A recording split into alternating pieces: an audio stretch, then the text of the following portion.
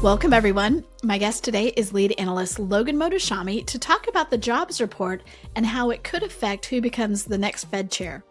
Before we dive in, I want to thank our sponsor, Trust & Will, for making this episode possible. Logan, welcome back to the podcast on this Jobs Friday that's actually a Tuesday.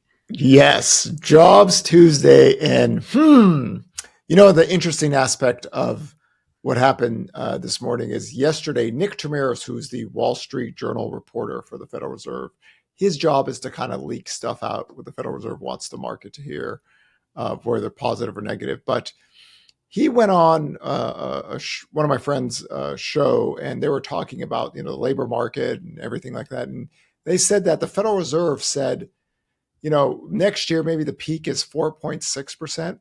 And I remember seeing that and retweeting him and said, man, if the labor force grows, we're already there. Today, we're already there, the article that we wrote was kind of saying, the Fed's probably okay with this. I know it seems weird. 17,000 jobs on average created for the last 6 months. If we take the year to date, it's about 55,000 jobs created. That's the lowest levels in the 21st century if you exclude a recession out of the equation. Really, it's healthcare. I mean, if healthcare employment wasn't boosting up, we'd have no jobs really created recently. So labor over inflation, the Fed is going to stay as restrictive as possible until the labor market breaks, and jobless claims still hasn't broken for them. And, in the article I wrote that, wage growth just hit a kind of a cycle low, and that they're still waiting for wage growth to get to 3%. And when people hear me say 3% wage growth, 1% productivity, that gets you into 2% inflation. The Fed's fine. I think they can go up to about 5% unemployment rate without jobless claims breaking and, just force wage growth to go lower and lower. And they could, have a better backdrop to get to 2% inflation. Okay, so set the stage here because we didn't get an October jobs report. We're not getting an October jobs report. This is the November jobs report. It just seems crazy to me. Like, how bad is it? Well, they gave the headline numbers for October, and it was down 105,000. That's pretty much all government jobs were being laid off. But still, it's a trend. See, you could have one-offs in any kind of report or any week or any day, but when something's a trend, but some people say, well, the last few months jobs have picked up. I don't think anybody believes the headline numbers anymore out there. So it's just whatever it is, something is not right. But I'm sure Beth Hammack would say, let's raise rates. Policy isn't restrictive enough. So explain what you mean by something's not right. The numbers aren't right? No, the trend has been negative for some time now. Right? This is not just like population growth is slowing down or anything. And we talked about this earlier in the year. If the labor force growth was, normal, we're 4.85% unemployment rate. So when the Fed sets targets, and like yesterday's retweet of Nick Tamaris said, if labor force grows, we're at 4.6% now. So something's going to have to give next year. If this trend keeps on continuing, that unemployment rate is just going to tick up higher and higher. My argument is that I think the Fed is fine because in the old Fed model, 5% unemployment was full employment. This is why they're okay with this. I mean, we had a lot of hawkish kind of, hey, listen, we're just going to wait and all this. But here they are. We're already at 4.6%. We already have the lowest job growth in the 21st century. And now my concern with the Fed is that if the labor force starts to pick up and the unemployment rate rise, they go, well, the unemployment rate is rising because of the labor force. There are ways for them to kind of move around this, but they have stayed very, very true to what I thought they were always going to be. They're going to be as restrictive as they possibly can. I mean, they're not technically modestly restrictive anymore. They're the upper ends of neutral until the labor market breaks. And this is another good example of it, that you can have the 21st century lowest job creation ever. You can have the unemployment rate rise, hitting your target before the year, and be okay with it. And I think it's hard for people to understand this, but this is how they operate. You've defined that labor market breaking as 323,000 jobless claims on a weekly moving average. Do I have that right? Yes, 4-week moving average goes up to 323,000. And where are we right now? We're still under 240,000, really. So in their minds, they don't see the labor market breaking. They see the labor market slowing down, and they quite haven't got to their 3% wage growth target yet. They're getting there. And that's another thing about, if it was just population growth, wage growth wouldn't be declining like this. And this is why the whole thing's a farce anyway. But in any case, they're staying true to what I thought there would be. So it's not, they need to see the labor market break. And the data lines that they care about the most quite haven't got there yet.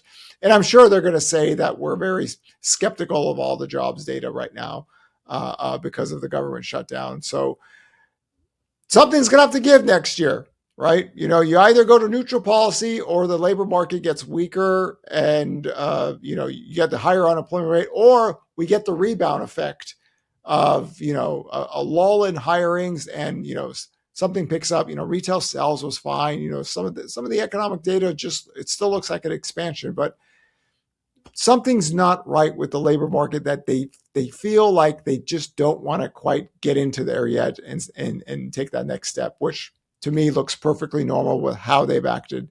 This is not all the Fed members, right?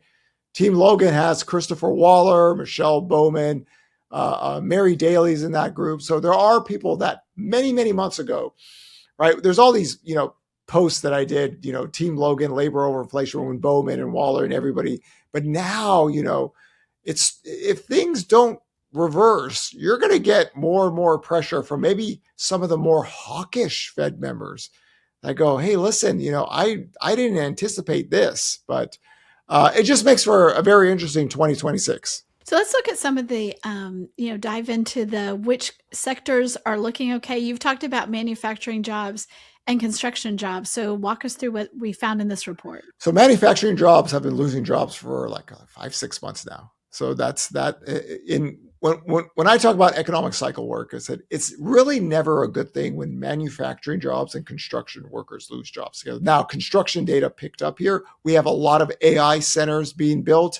The residential construction workers, picked up from the lows of this year. What has happened when rates came down lower? What other data line has picked up recently? The builders' confidence, the small builders' confidence. We're not even talking about the big publicly traded builders, but we have 3 or 4 months now of a positive trend. So the residential labor is still holding up.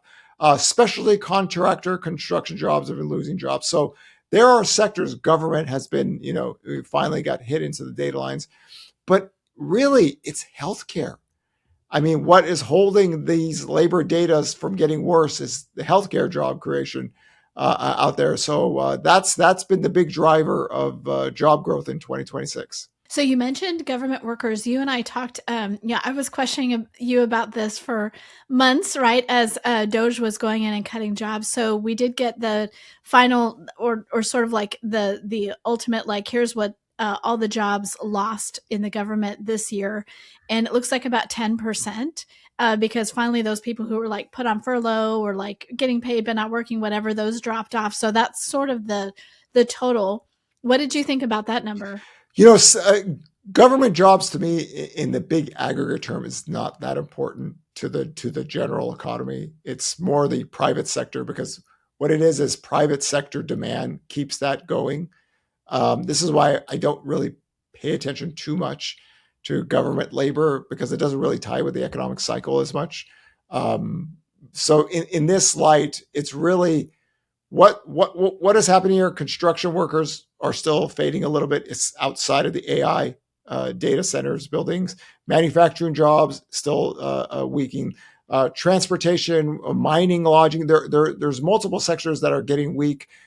We did have a good construction total report here, but mortgage rates getting lower looks like, for now, as long as these revisions don't come negative again like they've had in the past, that the residential construction workers have stopped going down and have picked up a little bit. out there. So again, the private sector is really what's going to drive this. We have a lot of deficit spending here also. There's so much mandatory payouts that are going out as well, and retail sales held up well. So to me, it's just the Fed is just going to try to keep this intact. And what you and I have always said, the catch up, right? When Beth Hammock says, well, if the labor market breaks, we'll play catch up. So in their minds, the closer they get to neutral policy, if something happens where they need to go, then they will change course and say neutral policy is no longer warranted. We need to get an accommodative stance. So how many rate cuts is that below 3.25% or 3%, wherever neutral policy is for them? So it's confusing for people because, the unemployment rate keeps on going higher. And the Federal Reserve said last year, if the unemployment rate goes above 4.3%, we'd have problems. But they just don't want to get to that next level. They want to stay as restrictive as possible. So every single day that goes by, we get closer to Trump naming a new Fed chair and then that Fed chair coming in. What does this report do to that race for the Fed chair?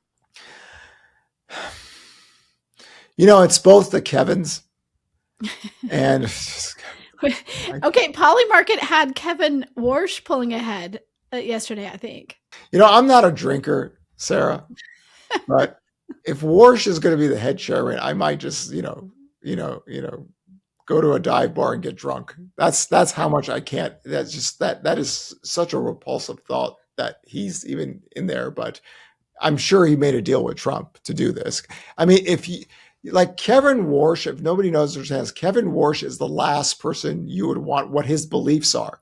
Like this is why all of us in, kind of the Wall Street mindset, we're thinking, really him, and he's had to make some deals with Trump because he's literally the last person that you would. And beliefs, are you talking about political beliefs? Or are you just talking about his, he was hiking rates in 2008. He wants to reduce he says things that doesn't make sense. And also he bashes all the Fed, nobody really likes him. And now he wants to be is this one of those guys that you just, like whatever, but Hassett on the other hand, this week, rumors or talking points was that there was a lot of people that came to Trump and said, listen, if you pick Hassett, the markets aren't going to like it because he's too close, to him. So I'm just hoping Christmas miracle, that Trump comes out and goes, Christopher Waller, is the Fed president. And that would be really welcomed by the marketplace of bond traders because he's an authentic Fed person.